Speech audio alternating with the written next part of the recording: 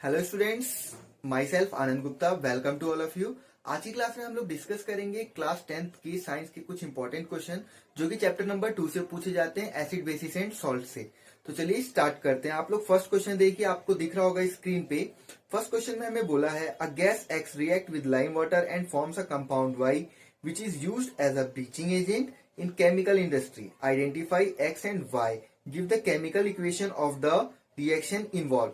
हमें यहाँ पे ये बोला गया है क्वेश्चन में कि एक गैस एक्स है जो कि लाइम वाटर से रिएक्ट करती है, और लाइम वाटर से रिएक्ट करने के बाद वो हमें एक ब्लीचिंग एजेंट देती है जो कि केमिकल इंडस्ट्रीज में यूज किया जाता है, और हमें आइडेंटिफाई करना है ये एक्स और वाई क्या है।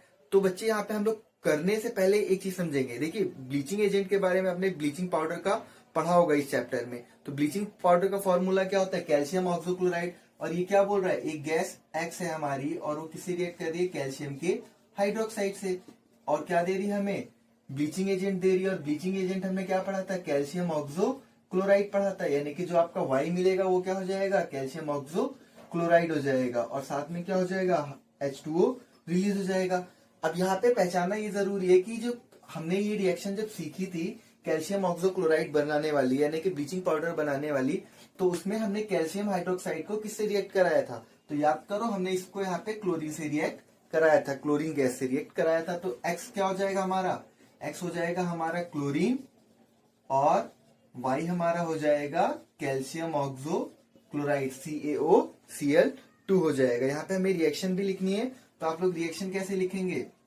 यही सेम जो है ऊपर Cl2 प्लस CaOH का whole twice gives CaOCl2 plus H2O। ये हमने रिएक्शन भी लिख दी और हमने बता भी दिया। नेक्स्ट क्वेश्चन देखिए। नेक्स्ट क्वेश्चन आपको यहाँ पे दिख रहा है बच्चों।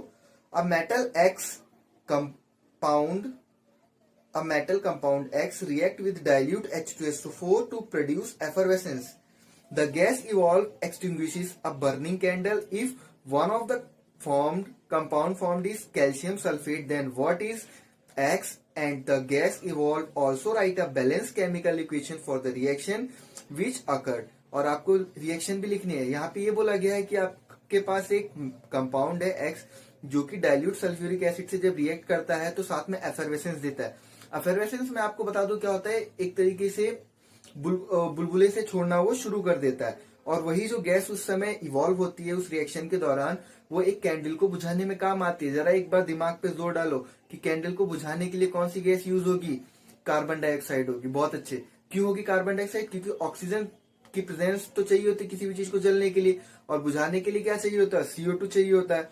तो CO2 गैस रिलीज होगी इस केस में, ठीक है। एंड अगर यहाँ पे हमें बोलता है अगर एक कंपाउंड हमारा कैल्शियम का सल्फेट है, then what is X and the gas evolve. X हमारा कौन सा कंपाउंड होगा और गैस कौन सी इवॉल्व होगी? तो देखिए इस क्वेश्चन को आप लोग कैसे करेंगे। इसी तरीके के क्वेश्चन आपको आएंगे, काफी लेंथी होंगे, लेकिन लेंथी क्वेश्चन देख के डरना नहीं है, बहुत ईजी है। हमारे पास यहाँ पे क्या होगा? H2SO4 से रिएक्शन होगी और H2SO4 से हमारा कंपाउंड X रिएक्ट कर रहा है, और रिएक्ट करने के बाद क्या बना दे रहा है? कैल्शियम का सल्फेट बना दे रहा है। साथ में H2O प्लस CO2 निकलेगी। और CO2 ही क्यों निकलेगी भाई? और यही जो होगी क्या? कैंडल को बुझाने में काम आएगी यही गैस, क्योंकि यहाँ पे क्वेश्चन में ये भी पूछा गया था, ठीक है।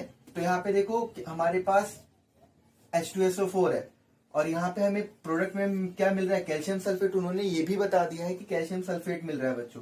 तो कैल्शियम सल्फेट मिल रहा है, तो यहाँ पे हमें क्या चाहिए होगा? कैल्शियम का कार्बोनेट चाहिए होगा। अगर कैल्शियम का कार्बोनेट से रिएक्ट करेगा तभी क्या देगा हमारा?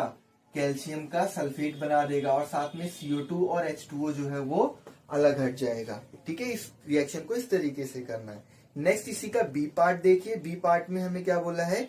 Name one antacid how does it help to relieve injection in stomach. आप एक एंटासिड का नाम लिखिए और वो किस तरीके से हमारे स्टमक में रिलीफ देता है अगर हमें एसिडिटी हो जाती है। तो एंटासिड हमारा कौन सा होता है? सोडियम बाइकार्बोनेट होता है, NaCO3 होता है, हम लोग जानते हैं NaCO3 होता है। यही क्या करता है? हमारे पेट को रिलीफ देता है। क्यों? क्योंकि हमारा जो पेट का मीडियम होता है वो कितना होता है?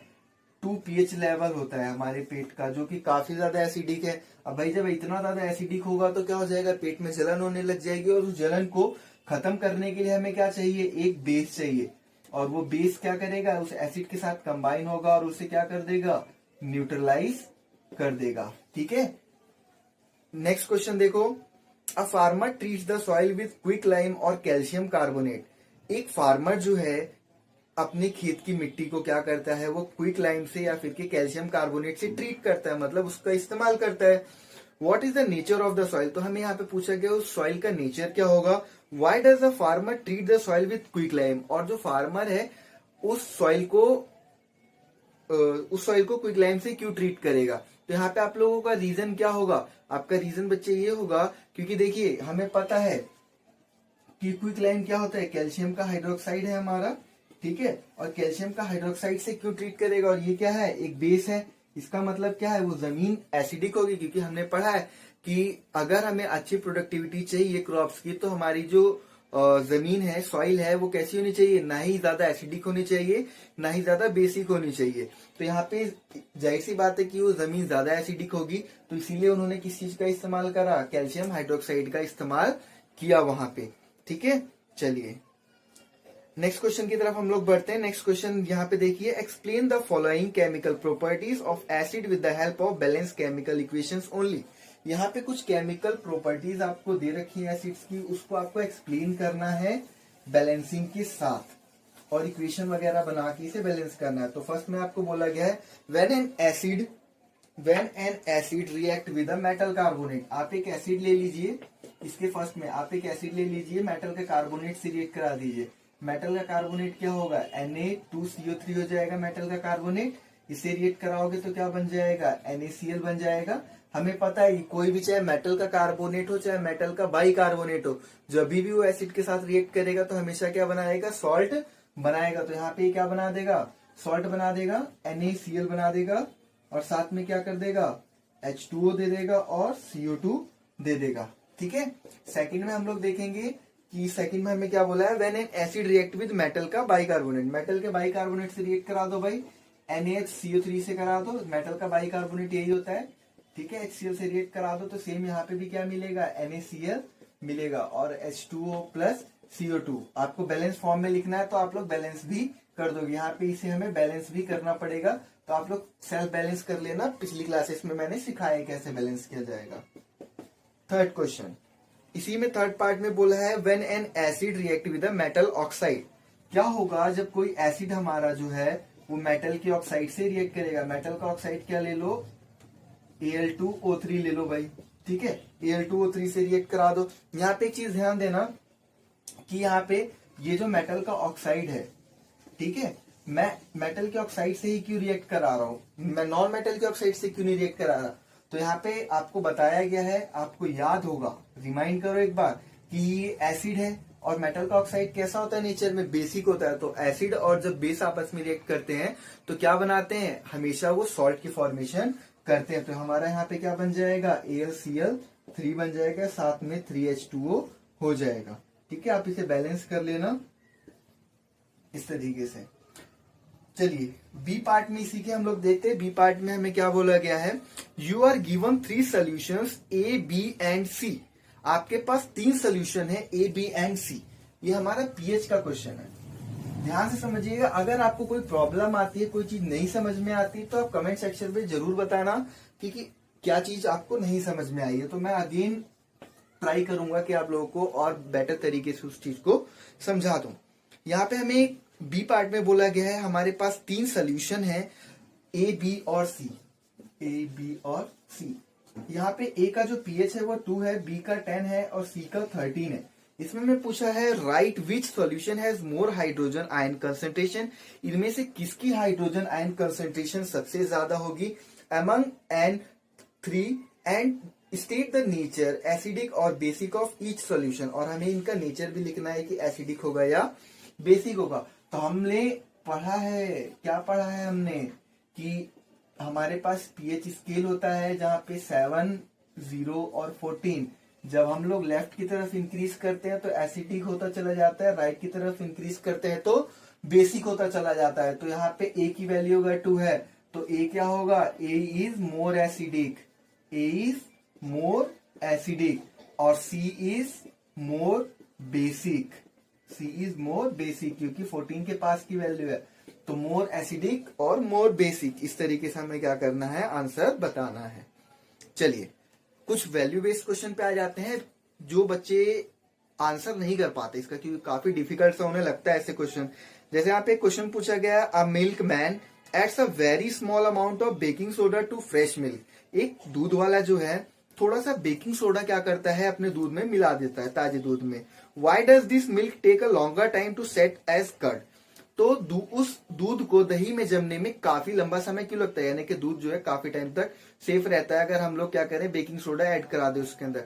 तो ऐसा किस लिए होता है, इसके पीछे रीजन ये है कि जब भी हम लोग बेकिंग सोडा ऐड करा देते हैं, यानी जब हम एक बेस ऐड करा देते हैं, देखिए मिल्क के अंदर, तो वो क्या हो जाता है, उसमें बैक्टीरिया जो है अपना काम इजीली नहीं कर पाते। बैक्टीरिया इजीली काम नहीं कर पाएंगे तो एसिड प्रोड्यूस नहीं कर पाएंगे, तो दही में कन्वर्ट नहीं होगा। क्योंकि हमें पता है दही में कौन सा एसिड होता है, लैक्टिक एसिड होता है, और लैक्टिक एसिड बनाने के लिए उसे क्या करना पड़ेगा, बैक्टीरिया को अपनी प्रोसेस यानी कि फर्मेंटेशन की प्रोसेस करनी पड़ेगी। भाई जब फर्मेंटेशन की प्रोसेस करने के लिए बैक्टीरिया पनप ही नहीं पाएंगे उस दूध के अंदर, तो वो दही बनाएंगे कैसे, ठीक है। तो यहाँ पे क्या किया जाता है, इसीलिए सोडियम का बाइकार्बोनेट जो है वो ऐड करा देते हैं ये लोग, ठीक है।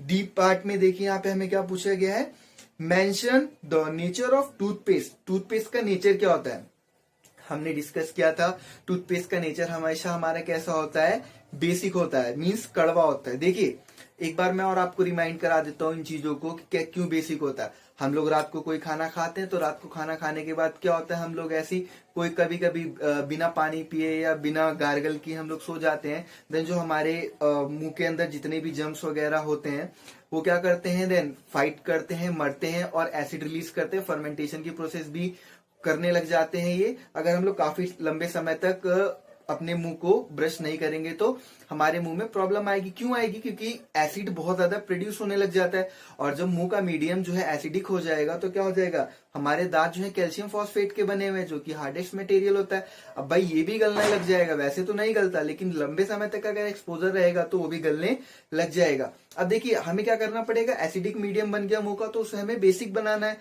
और बेसिक बनाने के लिए हम लोग क्या करते हैं, हम लोग हमेशा एक बेस लेते हैं, और बेस हम जानते हैं कैसा होता है, कड़वा होता है। इसलिए टूथपेस्ट का नेचर कैसा होगा, बेसिक होगा। आप लोग एक चीज और सोचो जरा, कि आपने देखा होगा गांव में या शहरों में भी लोग कई जगह पे दातुन का इस्तेमाल करते हैं, नीम के दातुन वगैरह का इस्तेमाल किया जाता है। और आपको पता है नीम के दातुन कैसे होते हैं, कड़वे होते हैं, यानी कि वो भी क्या है, एक बेस है। यानी कि चाहे आप टूथपेस्ट ना करो, नीम का दातुन कर लो तो वो भी बहुत ज्यादा बेटर रहेगा। हमें क्या करना है, हमें तो अपने मुंह का मीडियम जो है वही तो न्यूट्रल करना है, और न्यूट्रल करने के लिए चाहे हम लोग टूथपेस्ट यूज करें चाहे हम लोग दातुन यूज करें, ठीक है।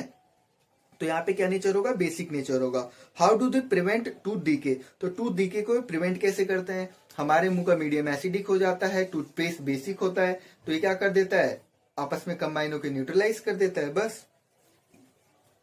चलिए नेक्स्ट क्वेश्चन की तरफ बढ़ते हैं। नेक्स्ट क्वेश्चन देखिए आप लोग, नेक्स्ट क्वेश्चन आपकी स्क्रीन पे पीएच का ही है, इसी से रिलेटेड एक और क्वेश्चन है। Mention the pH range with in our body works, explain how antacid gives release from acidity, right the name of the such ant acid. देखिए मैंने भी आपको बताया कि हमारे पेट का पीएच कितना होता है, लगभग 2 होता है। तो हमें क्या चाहिए होता है, यहाँ पे एक बेस चाहिए होता है, और बेस क्या करेगा, हमारे पेट के मीडियम को न्यूट्रलाइज कर देगा और हमें रिलीफ दे देगा। और एक एंटासिड का नाम लिखना है तो आप सोडियम बाइकार्बोनेट लिख देना, यानी कि सोडियम हाइड्रोजन कार्बोनेट NaHCO3, जो कि अभी आपको बताया था मैंने, बहुत इजी है। अब देखिए आगे बढ़ते हैं हम लोग, नेक्स्ट क्वेश्चन आप लोग देखिए, identify the compound of calcium which is yellowish white powder and it is use for disinfecting drinking water. अगर हम लोगों ने एप्लीकेशन पढ़ी है ना चैप्टर 2 की, तो हमें पता होगा कि डिसइंफेक्शन वाटर का करने के लिए हम लोग किस कंपाउंड का यूज करते हैं, कैल्शियम ऑक्सोक्लोराइड का करते हैं, जिसे हम लोग ब्लीचिंग पाउडर भी कहते हैं। Right it's chemical name and formula, how it is manufactured, right the chemical equation for the reaction involve. इतना बड़ा क्वेश्चन देख के बच्चे तो वैसे ही डर जाते हैं, लेकिन डरना नहीं। अगर आप लोगों ने पूरा कॉन्सेप्ट वाइज पढ़ा है ना, तो आपको कोई प्रॉब्लम नहीं आने वाली है यहाँ पे। तो देखिए हम लोग क्या करेंगे, यहाँ पे हमें बोला गया कि आइडेंटिफाई करना हमें उस कैल्शियम के कंपाउंड को। तो हमें पता है कि हम लोगों ने जान लिया कि यहाँ पे क्या है, कैल्शियम ऑक्सो क्लोराइड है और कैल्शियम ऑक्सोक्लोराइड बनता कैसे है, कैल्शियम के हाइड्रोक्साइड को जब हम लोग रिएक्ट कराते हैं किससे, क्लोरीन से, तो हमारा कैल्शियम ऑक्सोक्लोराइड बन जाता है, साथ में H2O बन जाता है। ये रिएक्शन आप लोगों को अभी मैंने थोड़ी देर पहले भी यही रिएक्शन कराई थी, ठीक है। बी पार्ट में देखिए यहाँ पे हमें पूछा गया है write the balanced chemical equation of chlor alkali process. Chlor alkali process क्या होती है, तो याद रखिएगा क्लोर एल्कली प्रोसेस हमेशा सोडियम हाइड्रोक्साइड बनाने के लिए इस्तेमाल की जाती है। और इसको हम लोग कैसे करते हैं, इसकी रिएक्शन आप लोग कैसे लिखेंगे, NaCl plus H2O gives NaOH sodium hydroxide plus H2 plus Cl2, ठीक है। ये रिएक्शन आप लोगों को सिखाई भी गई है किस तरीके से, और आप लोग इसे याद भी रखेंगे बच्चे, क्लोर एल्कली प्रोसेस जिसमें हम लोग सोडियम हाइड्रोक्साइड की फॉर्मेशन करते हैं।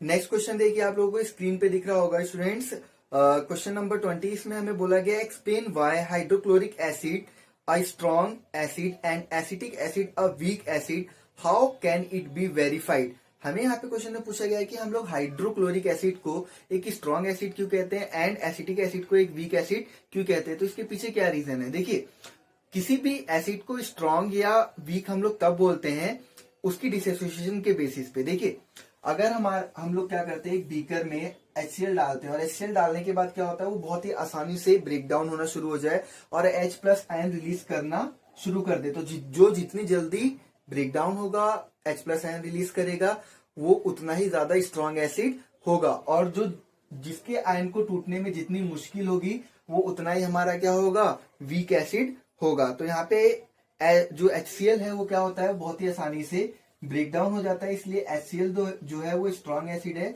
और जो आपका नेक्स्ट एसिटिक एसिड है वो आपका कैसा है, वो वीक एसिड है, क्योंकि उसे ब्रेक डाउन होने में भी काफी टाइम लगता है, वो इतना इजीली ब्रेक डाउन नहीं होता। सेकेंड पार्ट में हमसे पूछा गया है explain why aqueous solution of N acid conducts electricity.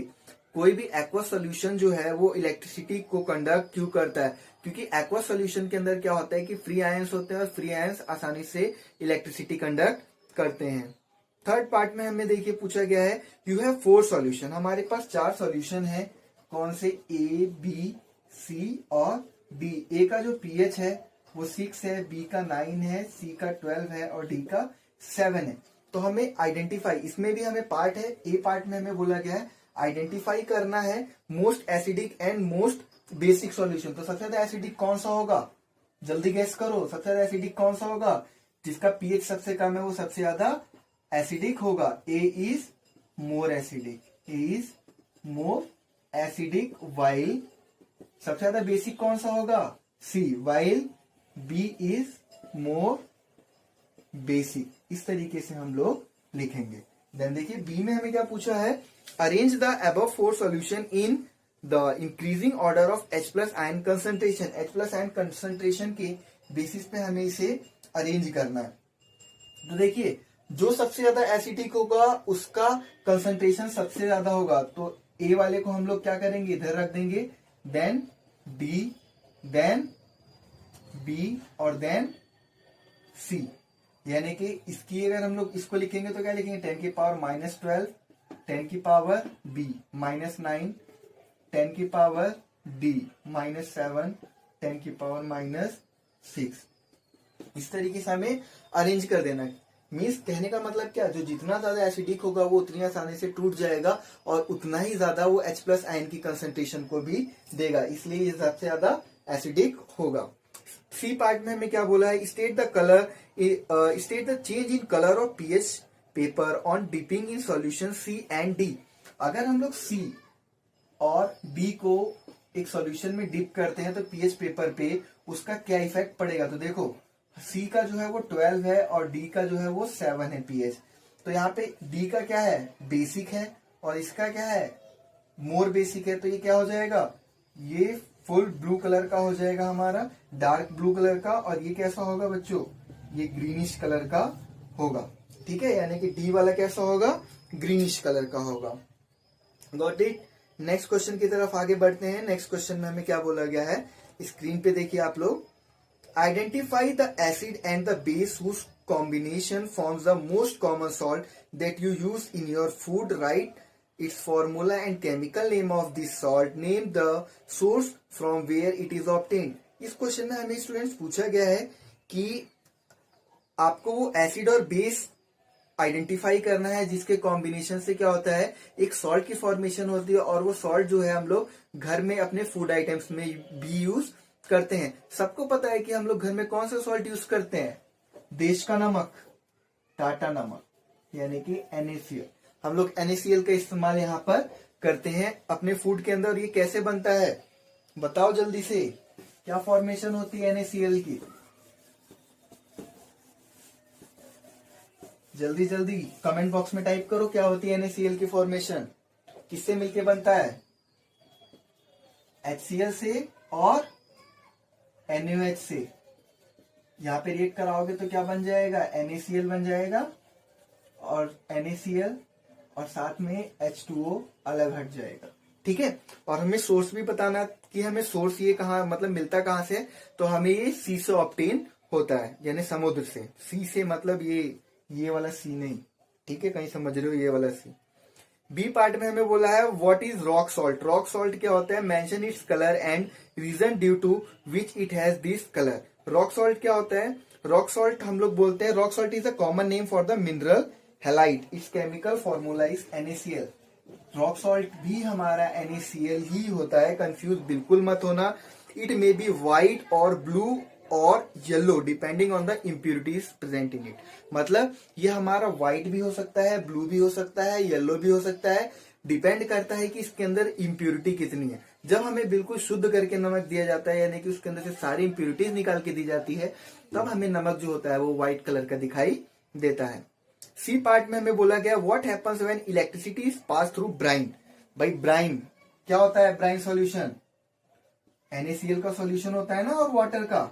जब हम लोग पानी के अंदर नमक मिला देते हैं तो क्या बन जाता है, ब्राइन सॉल्यूशन बन जाता है। अब हम लोग इसका क्या करेंगे, इलेक्ट्रोलाइसिस करेंगे, तो इलेक्ट्रोलाइसिस करने पे हमें क्या मिल जाएगा, NaOH मिल जाएगा, और साथ में H2 प्लस Cl2 मिल जाएगा। ठीक है, इस तरीके से हमें क्वेश्चन को करना है। नेक्स्ट क्वेश्चन की तरफ हम लोग आगे बढ़ते हैं। यहाँ पे हमें कौन सा क्वेश्चन किया जाए, चलिए 15 क्वेश्चन देखिए। 15 क्वेश्चन में बोला है write the name given to the bases that are highly soluble in water. Water के अंदर हाईली सॉल्यूबल एक बेस का नाम बताना है, तो कौन सा बेस सबसे ज्यादा हाईली सॉल्यूबल होगा, हम लोग उसी के बारे में बार बार पढ़ रहे हैं, क्लोर अल्कली प्रोसेस से भी बनता है, सोडियम हाइड्रोक्साइड। बहुत अच्छे, सोडियम हाइड्रोक्साइड इसका आंसर होगा। बी पार्ट में हमें पूछा गया है how is tooth decay related to pH. इसके बारे में हम पहले ही बात कर चुके हैं, किस तरीके से हम लोग प्रिवेंट करेंगे ये भी हम लोग बात कर चुके हैं। सी पार्ट में हमें पूछ रहा है why does bee sting cause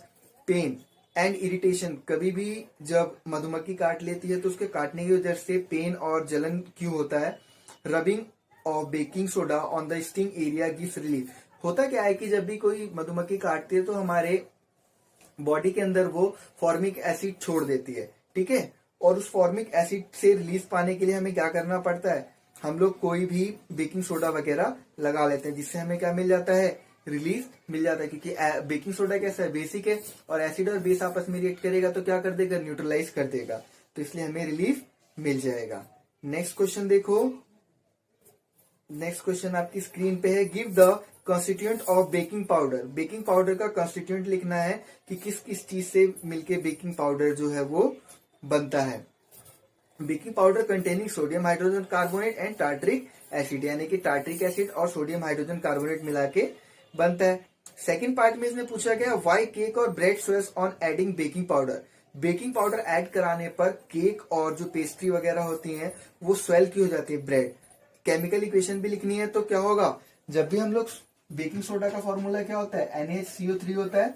जब हम इसे ऐड कराते हैं तो भाई जब इसको किसी भी पेस्ट्री के अंदर या फिर किसी भी ब्रेड के अंदर डाला गया है और जब उसे पकाओगे तो हीट होगा, और हीट होने के बाद क्या करता है, वो सोडियम कार्बोनेट में Na2CO3 में टूट जाता है और साथ में CO2 रिलीज करता है, और इसी CO2 की रिलीज करने की वजह से क्या हो जाता है, ब्रेड वगैरह जो होते हैं वो फूल जाते हैं। तो याद रखना CO2 के रिलीज की वजह से। चलिए नेक्स्ट क्वेश्चन में आगे हम लोग बढ़ते हैं, देखते हैं इसी से रिलेटेड क्वेश्चन इसी चैप्टर के। चलो एक और क्वेश्चन है यहाँ पे हमारे पास, explain the action of dilute hydrochloric acid on the following chemical reaction. हमारे पास मैग्नीशियम रिबन है, मैग्नीशियम रिबन पे अगर हम लोग क्या करेंगे, HCl डालेंगे तो क्या होगा, सबको पता है भाई मैग्नीशियम क्या है, एक मेटल है, और मेटल जब भी एसिड से रिएक्ट करता है तो क्या बनाता है, सॉल्ट बनाएगा, तो MgCl2 बना देगा, साथ में हाइड्रोजन गैस रिलीज हो जाएगी। नेक्स्ट में बोला है सोडियम हाइड्रोक्साइड से रिएक्ट कराओगे तो सीधी सी बात है, HCl को जब आप लोग किससे रिएक्ट कराओगे, NaOH से रिएक्ट कराओगे तो NaCl दे देगा, साथ में H2O अलग से दे देगा। थर्ड पार्ट में इसमें पूछा है क्रस्ट एग सेल, या क्रस्ट एग शेल यानी कि जो अंडे के छिलके होते हैं वो किस चीज के बने होते हैं, कैल्शियम कार्बोनेट के बने होते हैं। और जब कैल्शियम कार्बोनेट को आप HCl से रिएक्ट कराओगे तो क्या मिलेगा आपको, कैल्शियम का क्लोराइड मिल जाएगा। यहाँ देखो कैल्शियम का कार्बोनेट है, उसको आप लोग किसी HCl से रिएक्ट करा रहे हो तो क्या मिल जाएगा, कैल्शियम का क्लोराइड मिल जाएगा, साथ में H2O मिल जाएगा और CO2 मिल जाएगा। ये हमारी टेस्ट सीरीज होती है। अब खत्म, काफी क्वेश्चंस हम लोगों ने कर लिए। फर्स्ट जो वीडियो है यानी कि फर्स्ट टेस्ट सीरीज का लिंक मैंने डिस्क्रिप्शन बॉक्स में दे रखा है, उसमें आप जाके चेकआउट कर सकते हैं। बाकी हम लोग थर्ड चैप्टर का जो टेस्ट सीरीज है उसको हम लोग नेक्स्ट क्लास में कंटिन्यू करेंगे। Thank you for watching the video.